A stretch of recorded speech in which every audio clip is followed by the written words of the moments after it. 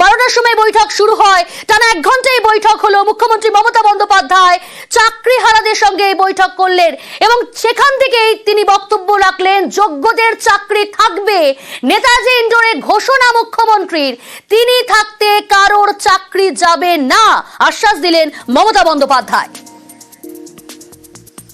আমায় যদি কেউ চ্যালেঞ্জ করে, আমি কিন্তু চ্যালেঞ্জটাকে মোকাবিলা করতে জানি।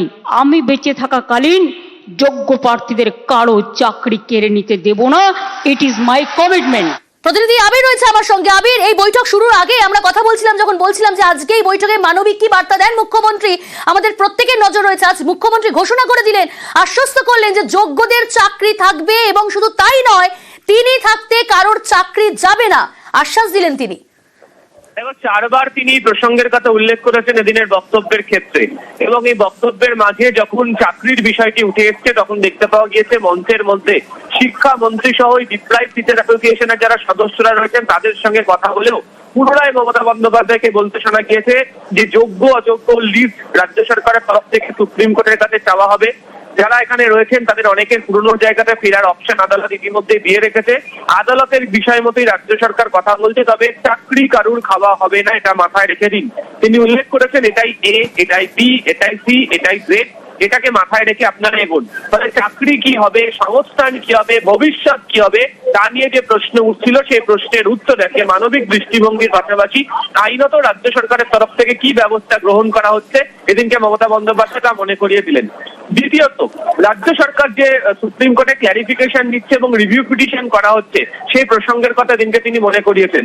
এবং এই প্রসঙ্গের ক্ষেত্রে আইনজীবীদের যে প্যানেল, যেখানে তিনি উল্লেখ করেছেন যে অভিষেক মনু সিংভি, কপিল সিব্বাল, প্রশান্ত ভূষণ, রাকেশ দ্বিবেদী সহ একাধিক যে ল ফার্ম যারা এই গোটা বিষয়টি সম্পর্কে অবহিত থাকেন তাদের সাহায্য নেওয়া হবে। এবং আইনত সুপ্রিম কোর্টে লড়াই করার ক্ষেত্রে কি ধরনের গুরুত্বপূর্ণ ভূমিকা রাজ্য সরকার নিচ্ছে সেই বিষয় প্রসঙ্গের কথা তিনি মনে করিয়ে দিয়েছেন। পাশাপাশি তুমি দেখেছো দিনকে বক্তব্যের ক্ষেত্রে আগাগোড়া তিনি বিরোধীদেরকে চড়া সুরে আক্রমণ করেছেন। তিনি যেমন সিপিএম এর নাম নিয়ে তিনি আক্রমণ করেছেন, তিনি একই সঙ্গে বিজেপিকেও তিনি আক্রমণ করেছেন। এবং প্রসঙ্গত পড়শি রাজ্য ত্রিপুরাতে যে 11,000 শিক্ষকের চাকরি গিয়েছিল, তাদের চাকরি ফেরত দেওয়ার প্রতিশ্রুতি দিয়েছিল বিজেপি, পরবর্তী সময় সেই চাকরি ফেরত দেওয়া হয়নি। সেই প্রসঙ্গের কথা তিনি দিনকে মনে করিয়ে দিয়ে বলেছেন যে এদেরকে, অর্থাৎ এই বিরোধী রাজনৈতিক দলকে বিশ্বাস না করে সরকার যেটা বলছে, সরকার যেটা করার চেষ্টা করছে সেখানে তারা যেন আস্থা রেখে তারা যেন চলার প্রক্রিয়াটা শুরু করেন। এবং এই কারণেই তিনি বলেছেন যে এখনো তো সরকার কাউকে টার্মিনেট করেনি, কাউকে তো টার্মিনেশনের নোটিশই পাঠায়নি, তাহলে তারা কেন কাজের জায়গাতে যাচ্ছেন না? তারা যান, পড়ান, নিজেরা পড়াশোনা করুন, তারা স্কুলের বাচ্চাদেরকে পড়ান, তারা যে কাজ করছিলেন তারা যেন সেই কাজটি তারা যেন চালিয়ে যান। এবং একই সঙ্গে দিনকে তার বক্তব্যের ক্ষেত্রে উঠে এসছে যে এই চাকরি যাওয়ার প্রসঙ্গের বিষয়টি একটি গভীর ষড়যন্ত্র, যা 2022 সাল থেকে শুরু হয়েছিল। এই ষড়যন্ত্রের পিছনে কে রয়েছে সেটাও তদন্ত করে বার করা হবে। ফলে আগাগোড়া মানবিক দৃষ্টিভঙ্গির পাশাপাশি চাকরিহারা শিক্ষকদের যে সভা, সেখানে সভা থেকে বিরোধীদেরকেও লাগাতার আক্রমণ শানালেন মুখ্যমন্ত্রী মমতা বন্দ্যোপাধ্যায়। বেশ, মুখ্যমন্ত্রী মমতা বন্দ্যোপাধ্যায় তিনি আরো বললেন যে 2 মাসের মধ্যে চাকরি ফিরে পাওয়ার ব্যবস্থা করবে রাজ্য সরকার।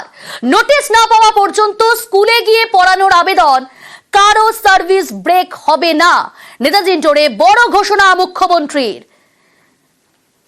যারা যোগ্য তাদের চাকরি নিশ্চিন্ত করার দায়িত্ব সরকারের। সুপ্রিম কোর্টের আইন অনুযায়ী করব। আমাদের plan A ready, B ready, C ready, D ready and E ready. আপনাদের তো কেউ চাকরি টার্মিনেট করেনি এখনো পর্যন্ত, করেছে কি? কোন নোটিশ পেয়েছেন? আপনার বিরুদ্ধে দুর্নীতি না যদি প্রমাণ করতে পারে তো কি আপনাকে কেউ যেতে বারণ করেছে? আপনি আপনার কাজ করুন না, আপনার কাজ কে বারণ করেছে? ভলেন্টারিলি সার্ভিস কিন্তু সবাই দিতে পারে। ধরুন যদি না করে, সুপ্রিম কোর্ট অল্টারনেটিভ যা করার আমরা করব। আপনারা যাতে আবার চাকরি ফিরে পান তার ব্যবস্থা প্রসেসের মধ্যে দিয়েই 2 মাসের মধ্যেই কমপ্লিট হবে এবং আপনাদের চাকরি ব্রেক হবে না। কারণ আপনার এক্সপিরিয়েন্স এবং অ্যাডিশনাল কনসেশন আপনারা পাবেন যারা 10 বছর ধরে চাকরি করছেন। প্রতিনিধি সোমরাজ রয়েছে আমার সঙ্গে। সোমরাজ, মুখ্যমন্ত্রী আজ ঘোষণা করলেন যোগ্যদের চাকরি থাকবে এবং একই সঙ্গে তিনি একথা বললেন যে 2 মাসের মধ্যে চাকরি ফিরে পাওয়ার ব্যবস্থা করবে রাজ্য সরকার।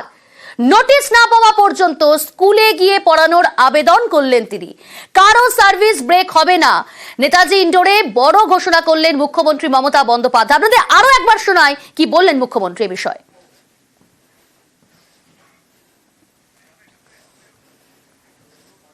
যারা যোগ্য তাদের চাকরি নিশ্চিন্ত করার দায়িত্ব সরকারের। সুপ্রিম কোর্টের আইন অনুযায়ী করব। আমাদের plan A ready, B ready, C ready, D ready and E ready. আপনাদের তো কেউ চাকরি টার্মিনেট করেনি এখনো পর্যন্ত, করেছে কি? কোনো নোটিশ পেয়েছেন? আপনার বিরুদ্ধে দুর্নীতি না যদি প্রমাণ করতে পারে তো কি আপনাকে কেউ যেতে বারণ করেছে?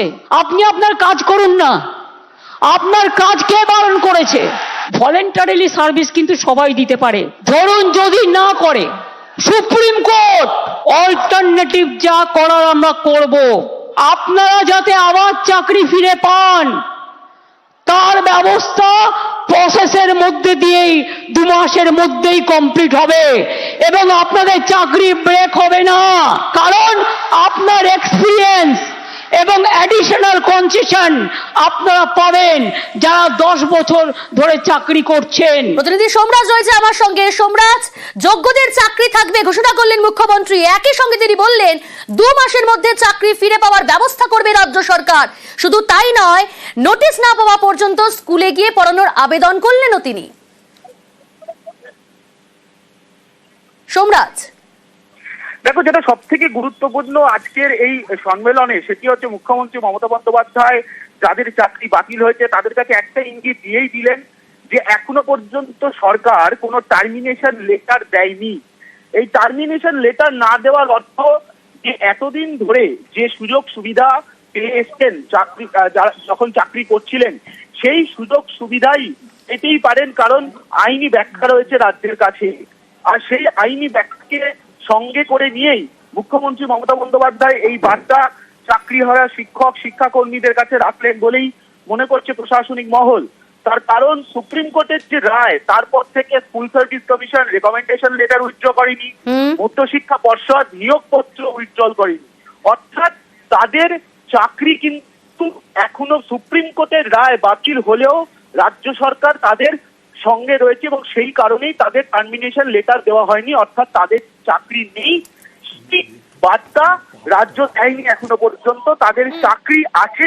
অবশ্য মুখ্যমন্ত্রী মমতা বন্দ্যোপাধ্যায় এই মন্তব্যের পরে যারা শিক্ষক শিক্ষাকর্মী যারা আজকে নেতাজি ইন্ডোর স্টেডিয়ামে এসেছিলেন মূলত মুখ্যমন্ত্রীর বক্তব্য শুনতে, তাদের তরফে মিশ্র প্রতিক্রিয়া উঠে আসছে। কিন্তু মুখ্যমন্ত্রী মমতা বন্দ্যোপাধ্যায় আরো একটি বার্তা। আমি আসবো সোমরাজ তোমার কাছে। চাকরি হারাদের সার্ভিস ব্রেক হবে না, যোগ্য কারো চাকরি যাবে না, 2 মাসের মধ্যে চাকরি ফেরানোর ব্যবস্থা হবে।